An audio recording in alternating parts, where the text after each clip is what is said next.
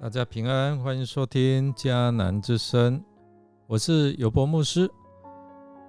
今天我们要分享的是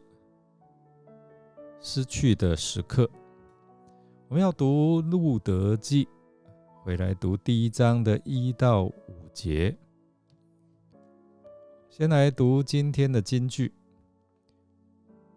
于是耶稣对门徒说，如果有人要跟从我，就得舍弃自己，背起他的十字架来跟从我。因为那想救自己生命的，反要丧失生命；那为着我丧失生命的，反要得到生命。马太福音16章24到25节。在人生的旅途当中，我们每个人都必经过有失去这个阶段。失去可以是一件日常的事件，比如说你丢失钱包、耳环、你的文件，你错过了一个很好的投资机会，或者是失去了某一些对我们很重要的人等等。在大多数的情况之下，我们可能都可以理性的去面对失去这些的东西，或者是我们稍微会激动一下，然后很快便可以继续的向前迈进。但是呢，有些失去的一些东西，可能会让我们久久不能够释怀，因而会引发一些的强烈的情绪反应。比如说，你的情绪变得很低落，失眠睡不着，食欲不振。当我们知道那一次的失去是不可逆转的时候，我们所经历的痛苦往往会包含着悲伤。哈佛医学院的精神病学副教授霍利普里格森，他有说过，悲伤的核心就是渴望得到你不能够拥有的东西。然而，这个悲伤并不是面对失去的唯一反应，所以每一个人面对失去都可以有不同的反应的。有时候我们的反应也是不可预测的，比如有一些人他对心爱的宠物离世，可能比婚姻结束还要悲痛。我们这世代面对了新冠肺炎的疫情，而这个新冠肺炎的疫情使我们失去了常态的生活，对不对？平常可以很自由呼吸，现在要戴个口罩，有时候很难呢。失去了常态的生活情况带来给我们的影响，不仅是失去生命安全的威胁，更是经济还有人们生活全面受到冲击。我们在这次的疫情之前我们大概很难想象有任何东西可以让全世界每一个人的生活改变得如此之大，甚至使所有的政治经济的系统失去了正常的运作，就变得大乱了。航空交通旅游等等，许多人他们看为非常重要甚至必要的活动，包括你我的工作、上课教会的聚会，在生命安全的考虑下，这时候我们都得做出一些的改变，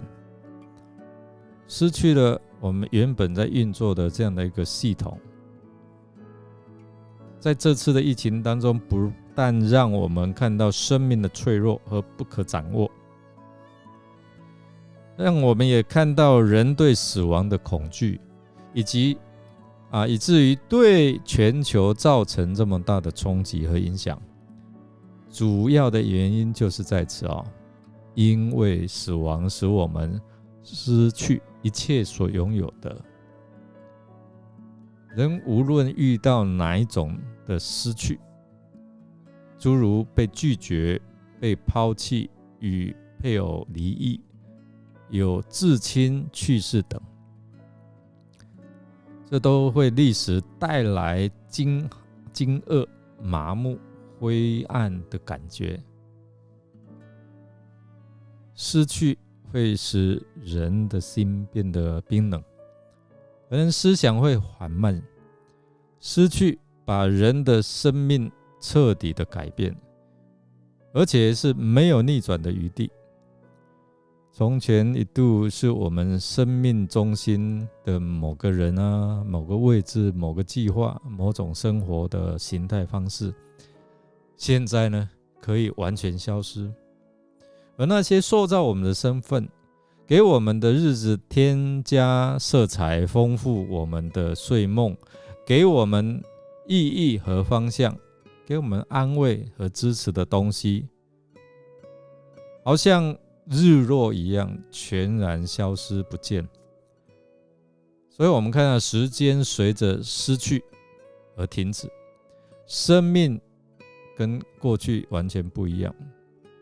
我们多年来所认识的，一直以来几乎不自觉认为是美好的，最少是我们所熟悉的、肯定的或确信的，现在一一都消失了。然而在这失去的中间所学到的属灵功课，是很难从其他的途径来学到的今天我们看这一段的故事，是发生在士师治理的时代。在那个时候，以色列人还没有君王，所以人人随着自己的意识来做事。这个也预表那个时候的人离开上帝，离开上帝的结果就面临了供应的短缺所以饥荒就产生了。所以在整个过程当中，他提醒了我们什么？我们来几方面的思考。第一个，我们失去了上帝的同在的时候，就失去了他的供应。他是丰丰富富要给我们富足的上帝。所以我们可以看到，过去伯利恒是粮食之乡，丰衣足食。但如今我们看到他们面临的饥荒，无法生产，没有办法收割，因为没有办法成长。失去了上帝的同在，就失去了供应。第二个，我们要看到失去上帝的同在所带来的就是没有方向，所以失去了上帝的带领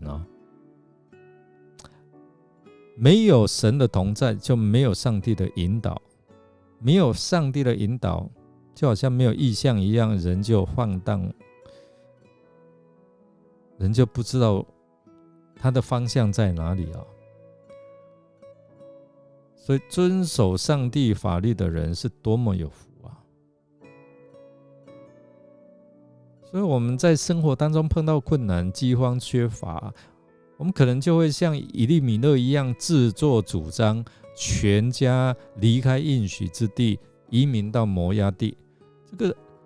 在圣经里面我们看到他是受咒诅的民族那竟然离开应许之地，去到在被咒诅的民族当中，他想要去寻求自己有一条活路，岂知死亡正在那边来等着他以利米勒的名字，我们再一次来提醒一下，是我的上帝是王在那个道德败坏的时代，能够见证上帝是王，肯定他的信仰还不错但是这个也是提醒我们，当试探或者是困难来临的时候，是否能够坚持你的信仰？你可以自己选择在应许之中，或者是在被咒诅之中。一个活在上帝的旨意当中的人，你无论在哪里那里就有丰盛。但是一旦人离开上帝所命定的应许之地的时候，可能就会跟以利米勒的境遇一样，失去了神的引导。第三个，我们来看，失去上帝的同在，一样会失去上帝的保护。以利米勒死了，留下拿俄美还有他2个儿子。以利米勒这一家原本要逃离苦难，用自己的方法能够生存下去，结果错误选择却使他陷入在苦难当中，想逃离苦难却陷入在苦难，甚至是陷入进死亡之中，因为他远离了神，就失去了上帝的保护，失去了上帝的这样的一个护卫。第四个，我们要来看失去神的同在，失去了上帝的依靠。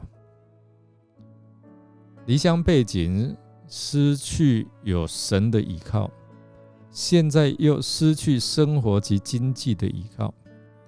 在当时的社会，不像现在的妇女随便可以找个工作上班，一般的妇女有